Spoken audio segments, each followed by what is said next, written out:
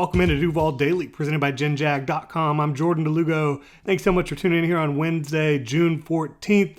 Jaguars Mandatory Minicamp is in the books. School is out for summer. We just had day 3 of minicamp. Going to dive into everything I saw today right now. Thanks so much for being here.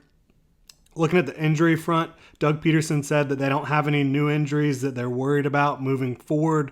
Everybody stayed fairly healthy this week. You did see Braswell working off to the side a little bit earlier in the week, but back working with his guys on Wednesday. You saw Ventrell Miller getting in some work with the linebackers as well, a guy who's been rehabbing since he got to Jacksonville from an injury suffered at the University of Florida. Looking at some of these wide receivers, right? The Jaguars, you know what they have at the top of their wide receiver group. Calvin Ridley, he's been out there at mandatory minicamp.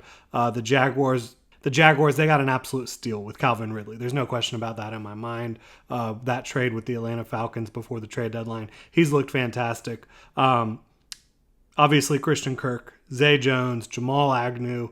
But what happens after that? And for me, I do not think that the Jaguars can let Parker Washington be waived and then try to retain him on the practice squad, the rookie out of Penn State. I think he's a guy that, based on what we've seen out there on the practice field, based on what you saw from him at Penn State, you cannot afford to risk waiving him and then trying to add him to the practice squad during his rookie year. What makes that tough is the numbers game at the wide receiver position. They've got a lot of wide receivers that they like. You know, they're fans of Tim Jones, Kendrick Pryor, some of the other guys that they've brought in as well. But for me, I would not let Parker Washington hit that waiver wire because I think he's going to get scooped up. You're not going to be able to retain him on your practice squad.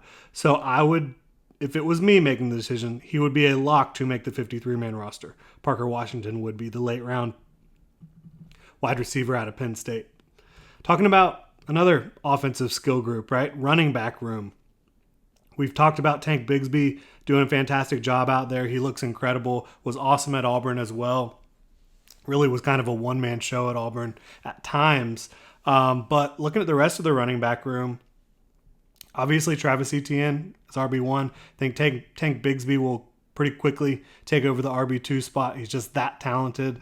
But then you also have JaMycal Hasty, Dearness Johnson, Snoop Connor, Quandre Ollison. They've got a lot of numbers. And so for me, how many running backs are you going to keep?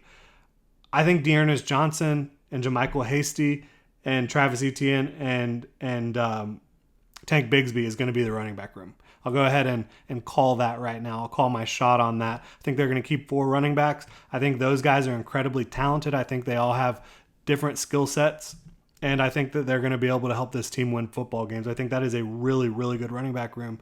Haven't talked a lot about Dearness Johnson, but he better be on this team. He is that talented. Like, this is a guy that did really well during his limited opportunities in Cleveland, and then you've seen that out on the practice field for the Jaguars as well. Catches everything thrown his way, looks really smooth. There's no reason to let Dearness Johnson slip unless you're just in a numbers game at the back end of the roster. But I'm telling you right now, I think Dearness Johnson will make this football team. He should make this football team. And you never know. Maybe an injury pops up here or there with someone, and that kind of gives clarity to the picture on the back end of the roster. But I definitely think the Jaguars have a great running back room, and Travis Etienne, Tank Bigsby, Dearness Johnson, and JaMycal Hasty.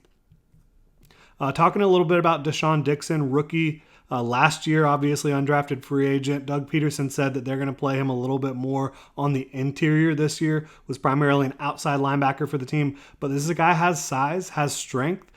Doug said that he's added some muscle this offseason, so they're going to have him rotating around a little bit. I would imagine him playing interior defensive line, that's going to be in clear pass rushing situations. I don't think you're going to have Deshaun Dixon lined up trying to stuff the run from the interior. I don't think that's going to be advantageous for the Jaguars. Speaking about another outside linebacker, Yasir Abdullah, rookie, he's flashed a few times here at minicamp for the Jaguars, looked really good. He has a lot of energy. He has a lot of athleticism. He has strength in his frame. I think Yasir Abdullah will be a fun player for the Jaguars fans to watch over the course of his rookie year, and I think he's going to end up being able to make an impact. How quickly will that be? I'm not sure, but I think at some point Yasir Abdullah will flash for the Jaguars on the field on Sundays. Devin Lloyd, he's looked really comfortable. So has Chad Muma. I think those guys just getting out there and getting more reps, more time on task is why Doug Peterson had those 2 young linebackers from the 2022 draft class at mandatory minicamp this week. He just thinks that, the linebacker position, as I mentioned yesterday, it's very difficult, right? It is difficult to come in and master a new system as a young player entering the league and being asked to start and play so many reps as they both were last year. I think they're both going to be much improved, and I think just getting more time on task is why Doug Peterson had them out there this week, because the linebacker position, there's so much going on around you. You're really put in a difficult situation in the modern NFL at linebacker. There's no question about that in my mind.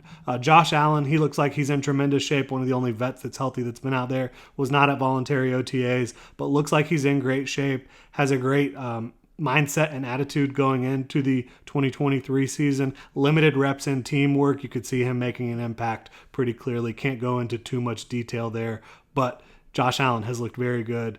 Chad Hall. Talking about coaches, Jaguars, they have almost the entire same coaching staff as they did in 2022. But one of the newcomers, Chad Hall, at wide receiver coach, coming over from Buffalo, a guy that was greatly respected by Stephon Diggs, by the Bills receiving core, comes into Jacksonville, and you see why they liked him so much. He brings a ton of energy, a ton of efficiency. He's having these guys do things that I haven't seen other wide receiver coaches do in Jacksonville that I think is going to raise their ability to perform on Sundays. And I think Chad Hall was a low-key big-time addition as the Jaguars wide receiver coach this year. But that's it. It's going to be it until training camp, y'all. July 21st is when the quarterbacks, injured players, young players are going to report. Vets later, July 25th, and they'll get on the practice field July 26th for the first time at Miller Electric Center. You want these guys, you want them to stay in the lab, stay in shape, keep their minds sharp, but also relax a little bit, maybe go on a vacation. Stay out of trouble is the biggest thing, obviously, for all these players, these young players, in between now and the start of training camp. And next time we're out there, it will be at Miller Electric Center for the first time. Can't wait to be out there. But thank you so much for tuning into our minicamp coverage this week. Really appreciate it. Hit me up on Twitter at Jordan DeLugo if you have any questions, thoughts, whatever it may be. You can also drop a comment in the comment section below on YouTube. Hit the like and subscribe button, notification bell so you don't miss a show. Go check out genjag.com/shop. You can pick up some new Duval gear. Get the hat I'm wearing right now. Lots of t-shirts and stuff as well. Check it out, genjag.com/shop. Thank y'all so much for tuning in, Duval.